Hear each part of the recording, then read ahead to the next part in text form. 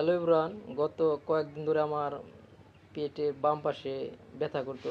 তো কয়েকদিন আমি গ্যাসের ট্যাবলেট খেলাম, তো তারপরও কিছু হয়নি।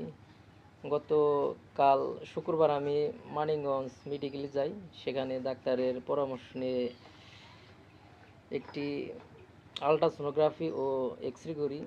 তো ডাক্তারের রিপোর্ট অনুযায়ী আমার কিডনিতে পাথর জমেছে।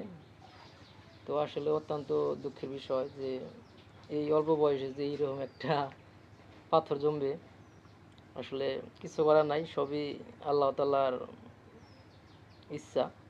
তার ইচ্ছার বিরুদ্ধে কোনো কিছু করা যাবে না। তো ডাক্তার আমাকে 15 দিন ওষুধ দিয়েছে, 15 দিন কর। তো 15 দিন পরে আমাকে যেতে বলেছে। ইনশাল্লাহ যদি ভালো হয়, অনেক অনেক শুক্রিয়া। সবাই আমার জন্য দোয়া করবে, আমি যেন খুব দ্রুত এই কিডনি রোগ থেকে মুক্ত হতে পারি। তো সবার কাছে আমার একটাই অনুরোধ, আপনারা আমার জন্য সবাই দোয়া করবেন।